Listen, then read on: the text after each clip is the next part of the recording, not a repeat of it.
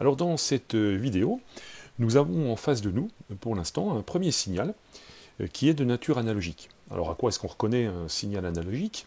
Eh bien, au fait que ce signal est continu et que dans le temps, il va pouvoir prendre une infinité de valeurs que l'on peut observer ici sur l'axe des ordonnées. Au cours de temps, ce signal va prendre une infinité de valeurs possibles. Donc ça, c'est tout à fait caractéristique d'un signal dit analogique.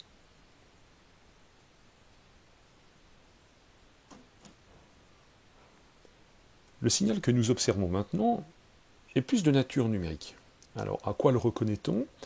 Eh bien, ce signal ne va pouvoir prendre que certaines valeurs, ici, autorisées au cours du temps. Ces valeurs sont indiquées ici sur l'axe des ordonnées, et on remarque que ces valeurs sont ici codées en binaire, en numération binaire, et notamment codées sur 3 bits. Alors on peut voir effectivement que ce signal-là ne va pouvoir prendre que ces valeurs autorisées au cours du temps. Donc quand on va parcourir le temps, voici une première valeur prise par mon signal, puis une deuxième valeur, on voit que seules ces valeurs qui apparaissent sur l'axe des ordonnées sont autorisées pour mon signal.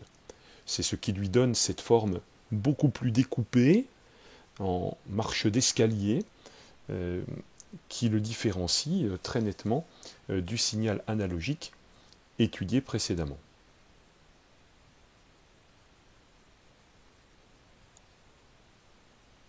Un signal codé avec des nombres binaires, mais qu'est-ce que c'est que ces nombres binaires? Parlons-en quelques instants. Alors pour coder les différentes valeurs qu'un signal va pouvoir prendre au cours du temps, nous allons choisir des nombres qui sont écrits avec un nombre de bits, donc de binary digits en anglais, donc ces bits qui sont des 0 et des 1. Alors si on choisit de coder ce nombre, ces valeurs avec un seul bit de codage, eh bien ce bit pourra prendre soit la valeur ici la plus petite pour mon signal qui sera la valeur 0, soit la valeur 1. C'est-à-dire qu'avec un bit de codage, il n'y a que deux valeurs possibles pour ce signal. Alors ce serait très limitatif. On peut utiliser 2 bits pour coder les différentes valeurs. Alors quel nombre binaire on peut écrire si on utilise 2 bits de codage? Eh bien la valeur la plus petite, c'est la valeur 00. La valeur qui est tout de suite plus grande, c'est la valeur 01. La valeur qui est juste encore plus grande est la valeur 10.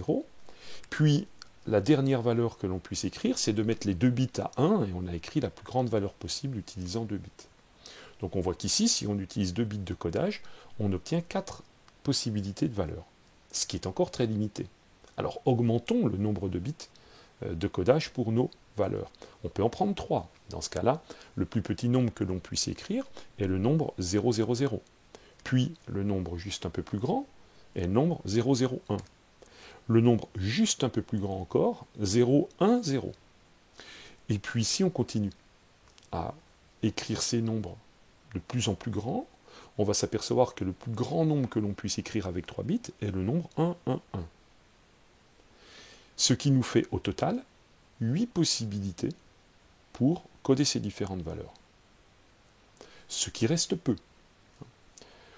Donc on peut voir ici que quand on utilise un bit de codage, on obtient 2 à la puissance 1, 1 étant le nombre de bits utilisés pour coder, 2 à la puissance 1 possibilités de valeurs, soit 2.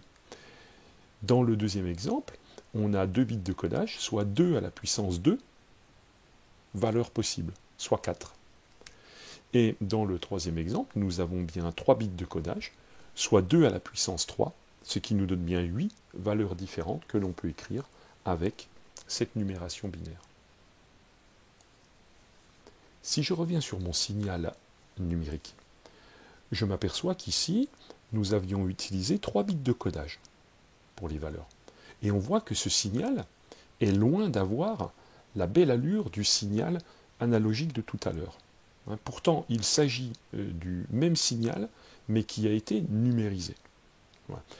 Alors, on pourrait se dire, pour améliorer effectivement l'allure de ce signal, on pourrait utiliser beaucoup plus de bits pour coder les valeurs. Ainsi, je disposerai de beaucoup plus de valeurs différentes pour coder toutes les valeurs que vont prendre mon signal au cours du temps. Alors je n'en aurai pas une infinité, mais je peux en avoir beaucoup. Il suffit de prendre suffisamment de bits ici pour coder nos valeurs. Oui, mais n'oublions pas que ces valeurs numériques que nous obtenons vont être mémorisées dans notre ordinateur, dans notre appareil photo, dans notre smartphone. Et si je peux utiliser effectivement en théorie autant de bits que je veux pour numériser mon signal, il est clair qu'en prendre trop pourrait avoir des conséquences un petit peu gênantes. Effectivement, si je code mon signal avec uniquement 2 bits, ici, eh bien, je m'aperçois que à chaque valeur qui va être mémorisée, je vais mémoriser comme ça une chaîne de 0 et de 1 d'informations binaires dans la mémoire de mon dispositif. Si j'augmente le nombre de bits de codage pour coder chacune des valeurs, par exemple ici j'ai choisi 8 bits, eh bien chaque valeur qui va être mémorisée va l'être à l'aide de 8 bits.